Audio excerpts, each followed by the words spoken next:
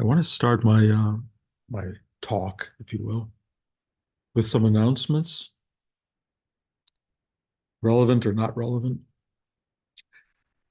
Fair number of new people, as I think I mentioned last week, have wanted to come to class, and it's just so hard for me to try to do a introductory class for everybody who expresses interest. So we've tried a number of things, but the one that I'm working toward now, which I think is good, is the introductory class for this practice is now on my website, which is brucejoelrubin.com under uh, meditation. And if you go there, you will see something that says introductory class. The only thing about introductory class is it's just not widely available to anybody who just says they want it because it really has to be asked for personally. Rudy really required that. I went to his shop once with a friend who wanted to take the class, and we sat there and we're talking, and then the guy said, so to Rudy, he said, so what do I do for the class? And Rudy said, what do you mean? He said, well, I came here for the class. Well, Rudy said, you haven't asked for it. And he wasn't going to give him an introduction until he asked for it. And it's really essential in this practice to express your wish, not to have somebody else express it for you, say, oh, this is my friend who would like it, or just assuming there because you show up, you've asked to have this. It has to literally be requested. And so this introductory class is now on my website, brucejoelrubin.com, under meditation. But in order to go there, you have to write to me and ask to take the introductory class. To do that, you have to write me at Bruce Joel Rubin, lowercase, at gmail.com. No, just at Gmail. I guess isn't that how it works? At Gmail. Bruce Joel Rubin at Gmail. Um, and whatever, and just write me and just say, can I take the introductory class? And I will send you back what will be a password for that class so that for a few days it's available to you. If you miss those days, write me again. I'll give you another password. But it's just because it's not just to be thrown out there to anybody who wants it, because this practice is conceivably misused by people or not used properly. So asking for the introduction, writing to me is really essential. And if you write to me, I will be happy to offer you the introductory class. And then once you've taken that class, write me back saying you've taken it and you would like to come to this, and I will send you the Zoom link so you can come. So I hope that's clear. It's not all that complicated. Introductory class, if you want to then attend, write me and I'll give you the Zoom link and it's available. I'm also thinking that I'm going to stop sending out the invitation every week, bi-weekly or whatever it may be, to everyone to come to the class. I think we're all now grown up enough to figure out it is a West Coast class every other week and East Coast class every other week, and that the East Coast class involves a in-person aspect. So anyone who wants to come here is welcome to. If you do come, you're welcome to stay for the brunch. If you're going to stay for the brunch, it's nice if you bring something. You can also bring flowers if you'd like for Rudy. And so you're going to have to remind yourselves to come. And it's pretty simple because the class is taught every week, 11 a.m. Eastern, 8 a.m. Pacific.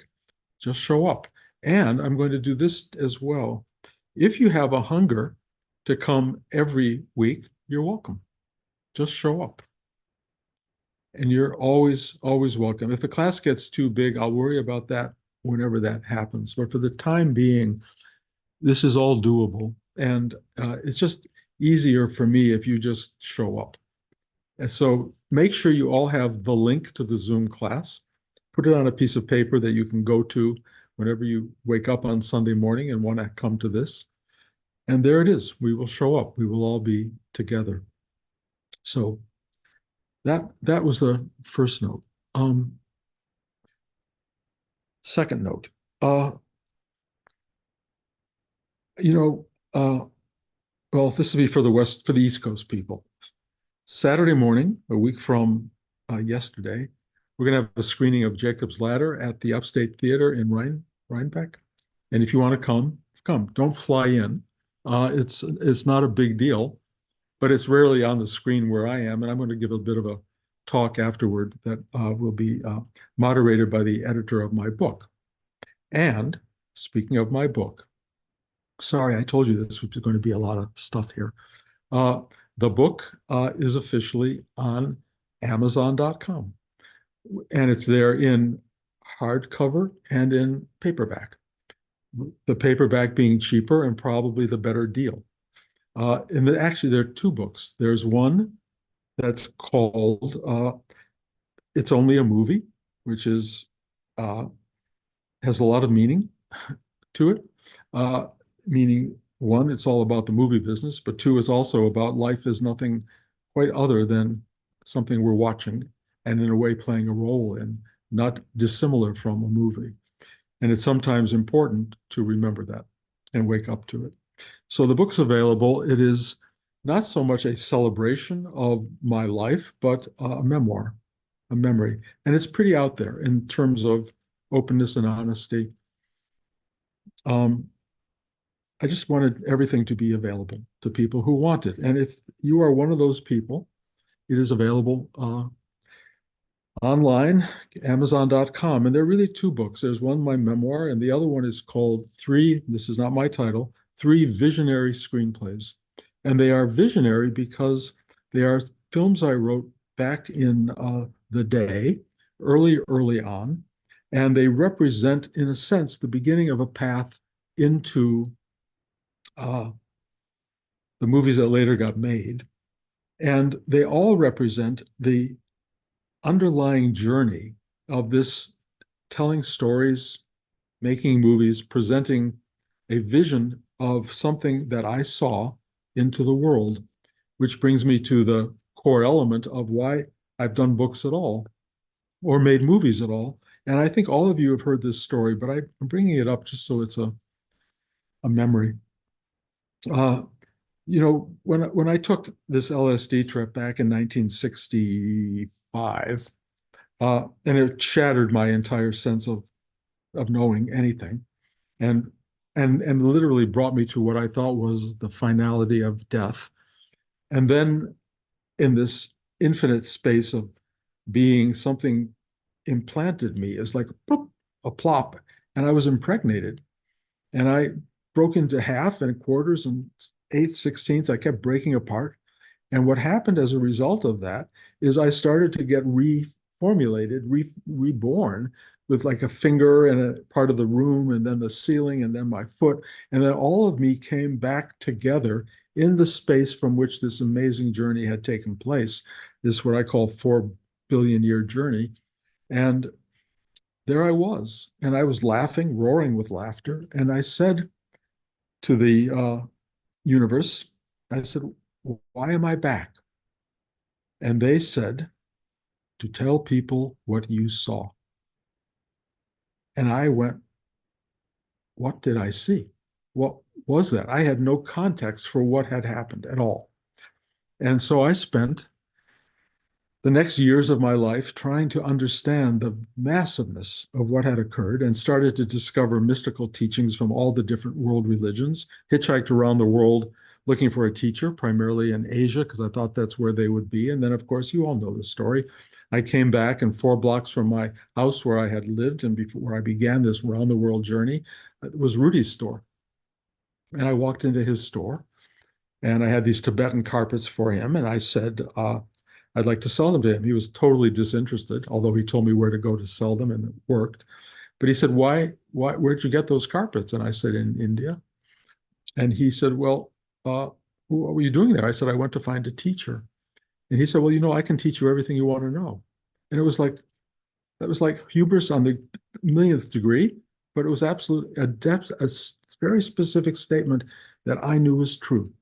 And so I began studying with Rudy, and the message of what came through was knowing what I was trying to teach, knowing to the degree that when you tell people what you saw, I'm now understanding more and more and more what I saw.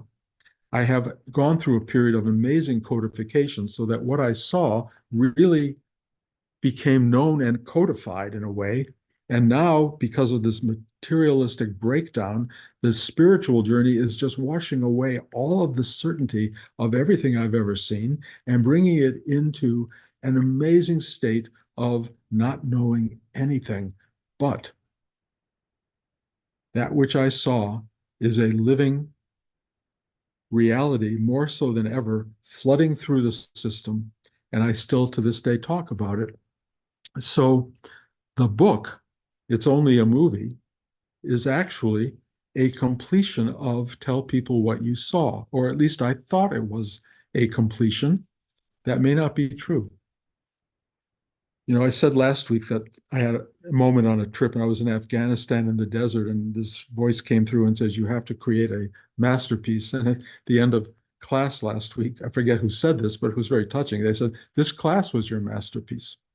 And I never once thought of my teaching as part of my telling people what I saw. I don't know why. I never thought of it as something I owned on any level. It always just comes through. It passes through. I am so much of an empty vehicle of which through this, which energy comes. But what I understood was writing the book was fulfilling a mission.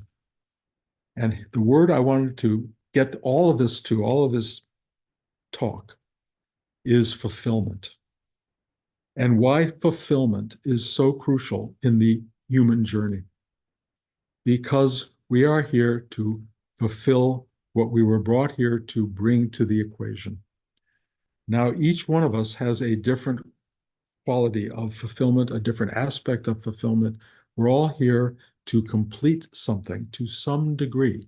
Fulfill is to bring something into the mix that needed or wanted to be here and to do it fully. And you have to figure out for yourself what fulfills you. That's a big deal. But I will tell you, it probably won't arrive mentally or cognitively. It may arrive through your heart on some level. But if you really open yourself deeply to the world, it will begin to direct you toward that which will make you whole, fulfilled, filled up, complete, whole on every level. And that is the most extraordinary part of our lives, becoming fulfilled. In my situation, I heard a voice saying, tell people what you saw, and it has not let up for a second, including right this moment. It's still part of that exact same equation. Fulfill the mission, share the journey, let people know what you saw, and in many ways heard, felt, experienced. Let it shine through. And today it wants to reflect fulfillment. I thought I was fulfilled, and then this idea of doing the book came through, and I went, oh boy, I didn't know I had to do that. I thought I had already done enough, but the book pushed itself into play with these friends of mine, Joe Madry, Paul Cronin, basically said, we want you to do this, and worked with me. And the book came into being. It now exists, and it's fulfilling. It's an amazing fulfillment. And I look at it online on the Amazon site, and I go, oh, wow, wow. And it's not even totally fulfilled because the audiobook is still going to be another couple of weeks away. And then there's the ebook, which has to still get mounted and put out there. It will all be there. So for those of you who don't read anymore, you'll be able to listen to it. Those of you who don't read books can look at it on a screen. But all of that is still coming together. And I am having this amazing experience of done. And then I hear this little laughter in the back of my head going, you think you're done? Oh, yeah. And I don't know what that means because I don't know what is left. I have no idea what is left, but I get little indicators. They happen at the supermarket. I talk about the supermarket a lot, but you're standing still with other people. And Richard, Richard and George are two of the people who at the cash registers are amazingly engaging. The people in front of me and behind me are engaging. And I no longer stop because I'm thinking, well, I don't know them, or I shouldn't say anything. I feel if there's a moment and an opening to engage. And this woman in front of me yesterday with more groceries than I've almost ever seen a person put on a counter, uh, had just gotten a new job. This extraordinary guy, Richard, who was the cashier, started talking to her about her job, how he knew I don't know, except that he engages everybody as well. So I started talking to her about her job. The joy of engaging whoever is there is so extraordinary. And it doesn't have to be a class. It doesn't have to be someone you've known for 40 years. It's what is in front of you. It's what's in front of you. And that brings me to this really extraordinary element of what Rudy taught. And I use the line for that he gave me always, if it's in front of you, it's yours. But the most important part of that is so many people think of a spiritual life as something separate from their day to day, something transcendent, extraordinary, above, beyond. And they don't sense that the thing in front of them is that. But your spiritual life is what is right in front of you. That's what it is. Whatever appears, and often what appears day by day by day. So your partner is like a key teacher in your spiritual life. That's where you have to do the work. And the thing that I was so awed by in Rudy's teaching, it was I didn't have to go to a monastery. I didn't have to sit and 20 hours a day or 10 hours a day or whatever and find my soul. I had to sit 20 minutes a day or whatever. That's how I practiced, 20 to 30 minutes a day. And I had to go inside and ask for help. And I had to breathe into these spaces and ask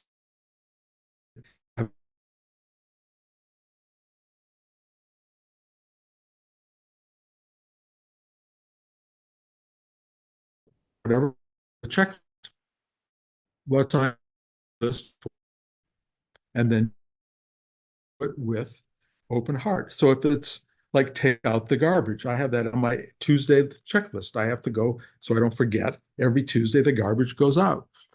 I do not walk the garbage out as a chore.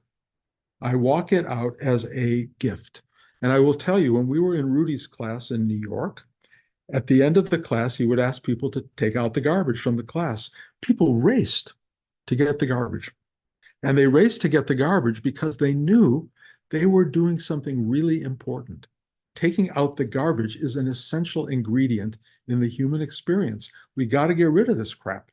And people were honored to do that. And I was. And I have to say, I love taking out the garbage. From the moment I learned it from Rudy, that was really important. In my early life, I was very hesitant to do the work in front of me. My dad would say, Bruce, would you mow the lawn today? I go, I can't. I got to do whatever it was, whatever my thing was. And so my dad would go out and mow the lawn. And when I remember when I told Rudy that, he looked at me like, And he kind of presented me with not me directly, but all of us with plan of action. You're going to make up for all the lawns you didn't mow. You missed out on all of these opportunities to do the thing that was in front of you because you were lazy, distracted, thought that everything was somewhere else rather than where it was. No.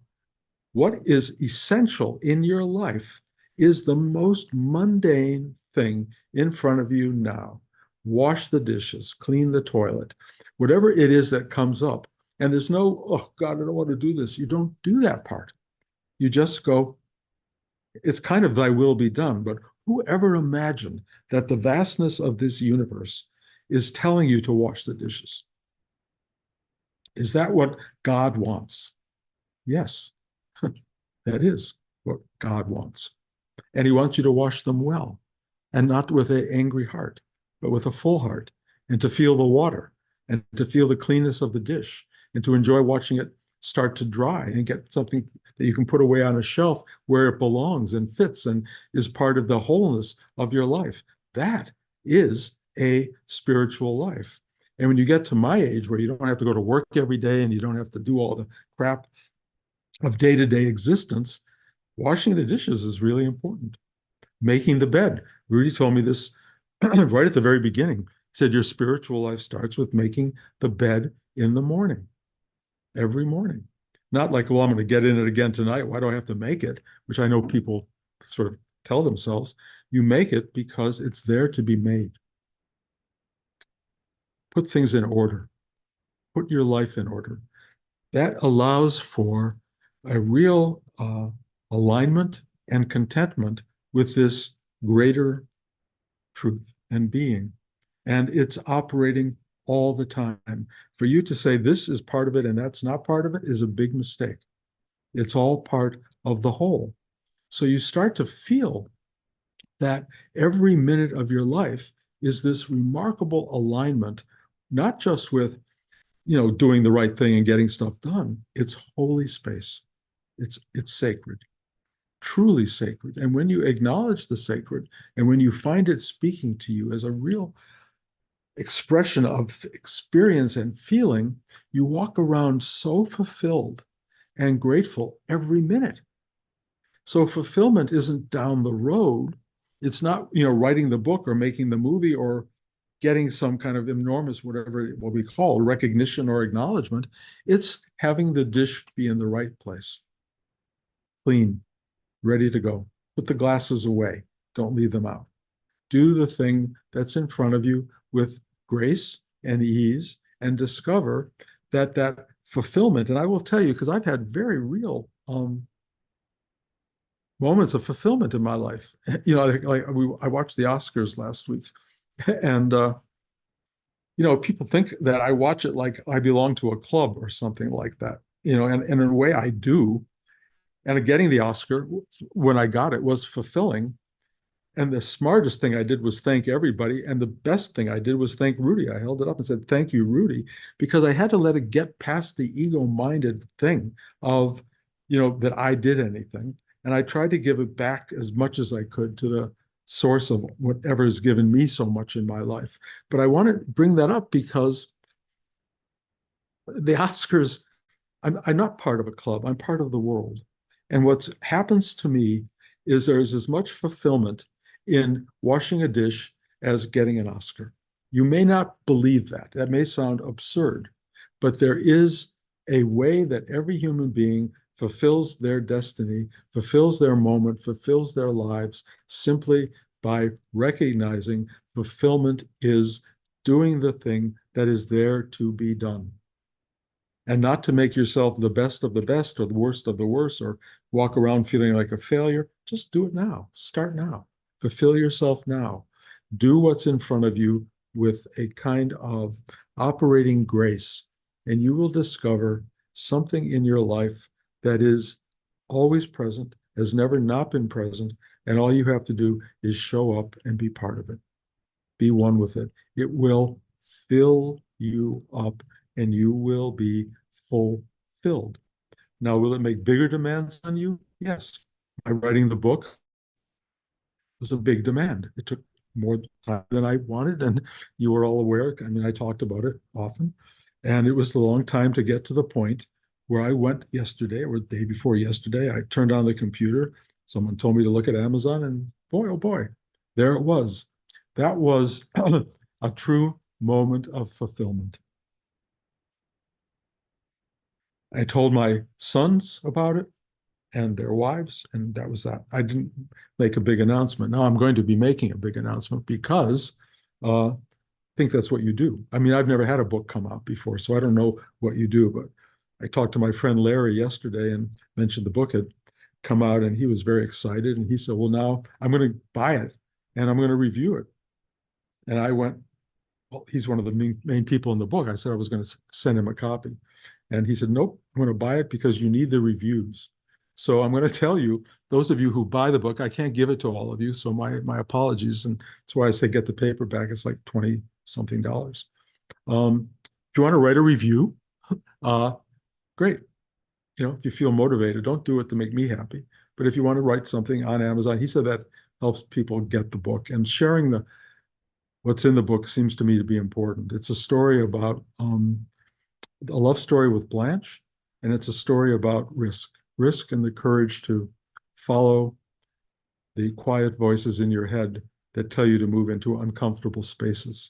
It's about learning to do what you're told. It's learning to be the person that wants to be fulfilled by its connection to the larger sources of the universe. And it's a good read or listen. So if any of you want to buy it, great. If you want to tell your friends, great. The editor and I are not we're not really knowledgeable about uh, promotion. So if any of you have ideas about how to promote books, that's fine too. I'm sorry, I don't want to do a whole sales pitch here, but I just want to tell you that there's a story here that is 81 years in the making, and it's an interesting story. And so if you get to read it or share it or acknowledge it, great. If you can give me ideas of what you might think will help other people find it, great. I'm not trying to make this self-serving. I'm really trying to tell people what I saw. So that's the goal of all this. So thank you for listening to this. I hope it doesn't sound too much like a pitch, but I really, the takeaway is find fulfillment, whatever corner it may exist in your life or whatever space that is operating directly in front of you. Fulfillment is the operating word. It's the goal of your existence, really. It may make big demands on you, but it will also just tell you, make the bed, make your bed. So, any questions? Not on this talk, right? Sorry, guys. If it was too self-serving, I'm so sorry, but that's where today is. And I love you all. And thank you for listening. If you're in the area on next Saturday, come see Jacob's Ladder. And I really I have nothing but gratitude for all of you. You fulfill me.